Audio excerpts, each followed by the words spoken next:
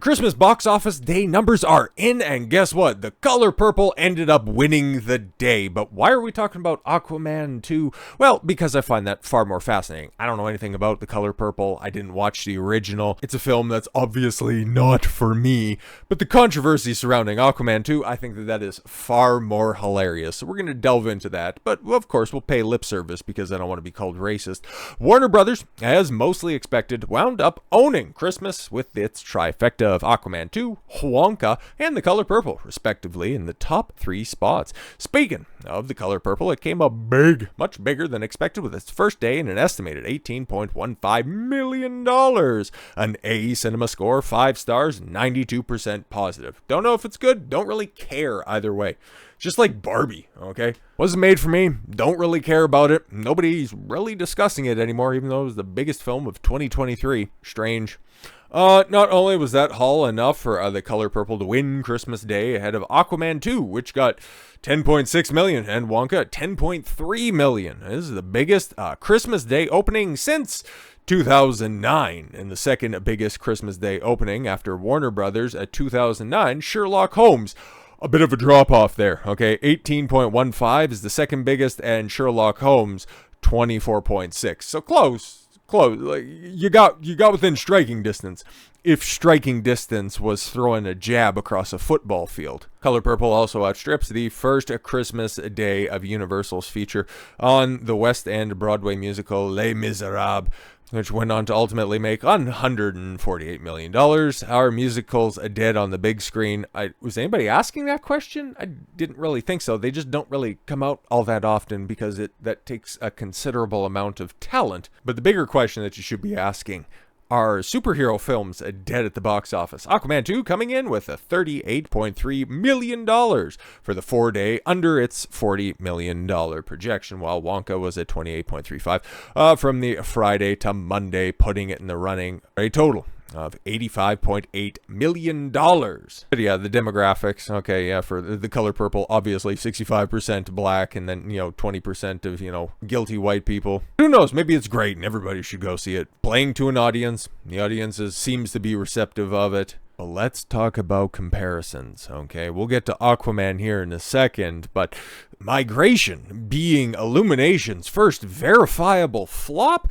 Come on in, join the party. Everybody else is flopping, so why not you? At least they do have, Super Mario Brothers from earlier in the year to go ahead and hang their hat on, but this is pretty atrocious, by the way. One rival studio publicist snarked yesterday to the author of this, "Why don't you ding Migration for being the lowest opening in Illumination?" Oh, for an Illumination movie first. Thanks for the box office trivia. They're right at 12.4 million. Certainly lower than Sing 2's 3-day of 22.3. However, it's a kids movie that has a Christmas leg-out factor. Well, they dropped it on Christmas, and it didn't do anything. It didn't do anything at all. It's not like there was a cartoon competition. Like the Trolls film pretty much ran its course, right? And Wish, come on now, we'll talk about that at a later date, but there was a wide open road. I guess Wonka ended up carrying the day, right? But, I mean, come on. Aquaman 2 is underperforming at the box office. Is it really, though? Is it really? Okay, because I want to push back to what everybody else is saying out there. Oh my God, it's a disaster. Yeah, it is, because it's not going to make back money.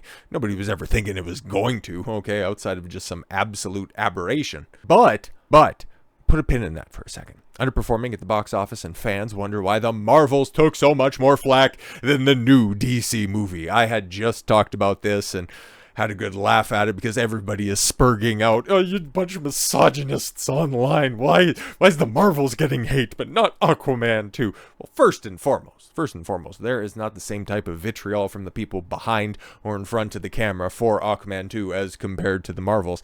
I didn't hear James Wan come out and label everybody ists and phobes just because his film was dead. Here, you can say dead in the water, but, don't want to make light of the one plot point that's in it. But also, for as dumb as myself and a lot of the commentariats know that, Warner Brothers is a very dumb company, they don't have that same type of stench that Disney does. Okay, so there's a couple of notable exceptions between the two.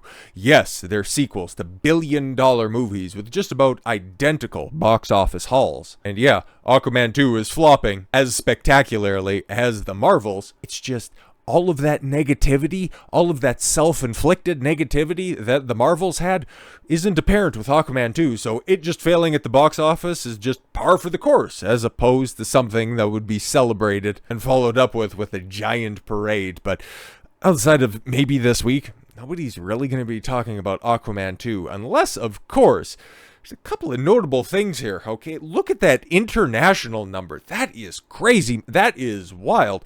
And that's what I'm pointing out, okay? Because domestically, yeah, it's not doing great. It's really not doing great at all, okay? You take a look at its opening. That also folds in the 4.5 million Thursday previews. It's not great. And then over the weekend, Christmas Day, don't have the numbers for Boxing Day, but the 26th if you're in America, but might be good, they might be bad, who the hell knows, and depending on where you're at and depending on who's counting, that might get folded into the international, which, if it's going to be carrying the day, that is something. That is something that not a lot of other films out there can go ahead and boast about. But obviously, this is going to get updated with The Color Purple, which, dominated Christmas Day.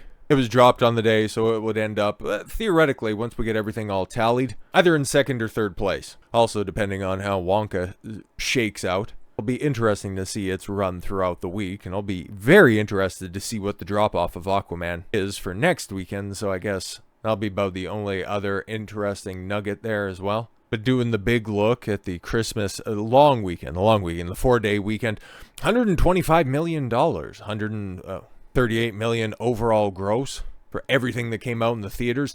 That's good. That's good. It's better than just about every other comparable weekend since the 4th of July long weekend. Fantastic stuff. But how many blockbusters and box office blunders were there at the same time? You ain't got no Barbenheimer out right now, so it's not bad. But it is also down 22% from last year, when obviously you had the very well regarded, Puss in Boots, The Last Wish, and Avatar, which made, ridiculous amounts of money. I want you to compare how much money Aquaman has made in its first 4 days, the amount of money the Marvels has made in its first 4 days. Similar-ish, right? 48 million compared to 40 and change. Okay, steeper competition. That's all fair, but take a look at the full, because this is basically, the film's basically dead. It's done and dusted, right? So the Marvels has, wrung out every last red cent that it could possibly get, and it ended up with $120 million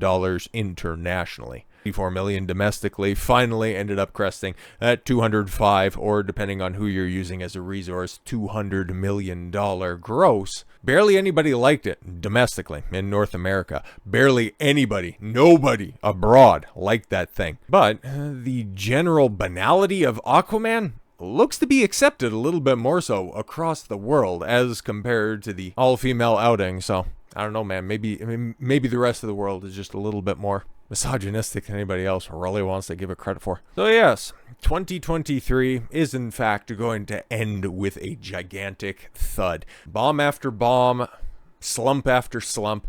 The movies, Hollywood in general, on a downturn. Is it going to completely collapse? Yeah, I don't really think so. Never going to be as big as it was in 2019, mostly because that was a huge confluence of so many franchises reaching their crescendo at that point. You're never going to have simultaneously the end of a Star Wars trilogy meet up with the crescendo of the biggest superhero franchise, the biggest cinematic franchise of all time. You're not going to have that because Disney can't set anything like that up, at least under the current leadership, at least not in the foreseeable future. Not everybody else can go ahead and ride that wave. And that's definitely not going to happen in 2024 when we know that the slate has been spread out thin like butter across too much bread. All that's left to do is the crying and self-assessment, something that the Marvels fans are doing in a large amount with the former and couldn't even possibly fathom of doing with the latter. So that's going to be a fun way to cap off the year by covering all of those meltdowns. So with all that said, thank you all very much for the gift of your time. I've been Don Consuelo. I want you to follow your gut and get after it. Take care, everyone.